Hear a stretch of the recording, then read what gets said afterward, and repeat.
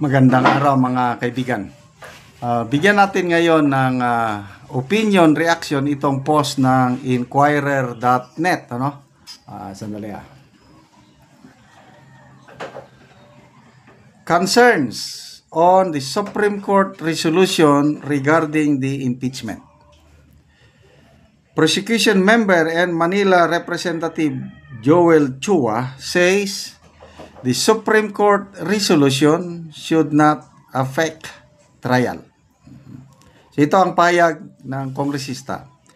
Ito namang mga hinihingi namin po. Ito namang mga hinihingi ng Supreme Court. Kasi may order, maraming hinihingi. Ito namang mga hinihingi naman po, maiko-comply naman po namin. Makakaasa po kayo na hindi ito makakaapekto sa kung anuman pong nakabinbin na impeachment complaint dito.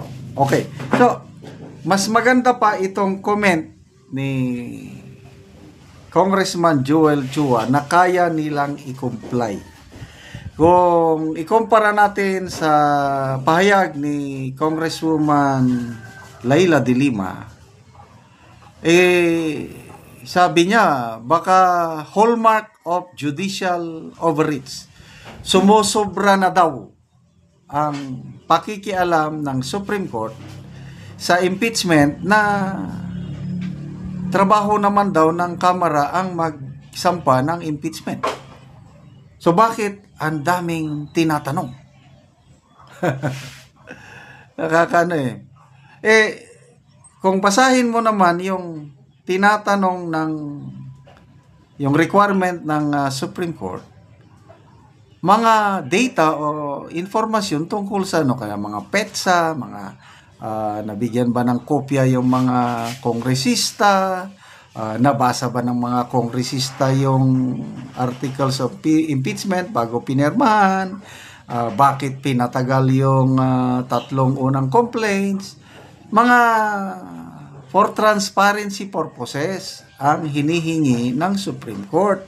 Na sa tingin ko, kung wala silang itinatago, wala namang problema, i-provide mo lang yung Kaya, again, maganda itong pahayag ni Congressman Joel Chua na makukumplay nila. Wala nang reklamo. Hindi na yung isang kasama nila, si Congresswoman de Lima, na hallmark daw ng judicial overreach. Napapansin ng mga netizens, nabasa ko, isang post na ito daw si Congresswoman de Lima, binatikos niya ang Senado. Okay? Binatikos niya ang Ombudsman. Ngayon, binatikos na naman niya ang Supreme Court. Senado, back to sender, yung 18-5 na botohan. Ayun, grabing batikos niya. Yung Ombudsman, bakit umaksyon ka agad sa committee report ni Congressman Joel Chua? Siyempre, binigyan nila ng kopya ang Office of the Ombudsman at inaksyonan, nagre-reklamo sila. Bakit? Takot kayo na aksyonan ng Ombudsman? Bakit kayo nagbigay ng kopya ng committee report? Ayun. Okay, so, ito ba? Dagdag payag ni Congressman Chua. Ito. Chua was asked if he prepares that the Supreme Court rule on the petitions against the impeachment before trial begins.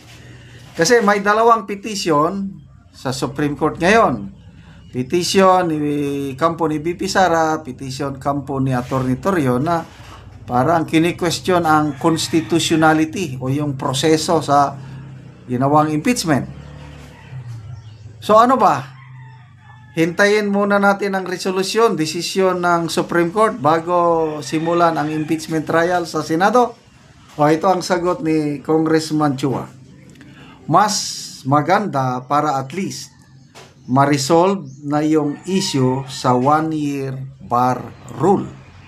Para at least matanggal na sa isip at di na magamit itong issue para ma-delay ang impeachment complaint. Okay? So, salamat, Congressman Joel Chua, sa iyong pahayag. Klaro na kayo. Kaya lang, sa kanya lang ito. Collegial body sila dahil 11 sila na prosecutors. Plus, of course, ang mag-decide yan, ang House Speaker. Kaya lang, kung hihintayin mo naman ang resolution ng Supreme Court, baka matagal. Baka abutin ng ilang buwan o isang taon ba. So, ang agam-agam, I think si Congresswoman De Lima ang may agam-agam na baka daw itong pag-action ng Supreme Court na inaksyonan yung dalawang petition, baka daw gamitin ito na rason para i-delay na naman ang impeachment trial. I don't know. Kung ako ang inyong tatanungin, ang opinion ko, once na nagsimula ang 20th Congress, once na naka-elect sila ng bagong Senate President, umpisahan na ang impeachment proceedings, yun na, mayroon ng magmo-motion to dismiss. At kung pagkatapos ng mga debate, magbobotohan, ang opinion ko, madidismiss kagad ang impeachment complaint. So, kahit hindi na hintayin ang resolution ng Supreme Court, gagalaw na ang impeachment court at una nilang botohan yung jurisdiction. Mayroon bang jurisdiction ang 20th Congress? Kaya si Senator Marcoleta, sa kanyang mga pahayag, kung matuloy ang impeachment trial, kung matuloy. Kasi isa siya sa nagsasabi na hindi na dapat ituloy ang impeachment trial. Okay? So, ano pa? Pag na-dismiss ang impeachment trial, sigurado itong mga kongresista, itong kongresista, mga prosecution, sensya na kayo, magsampa na sila ng kaso sa Supreme Court.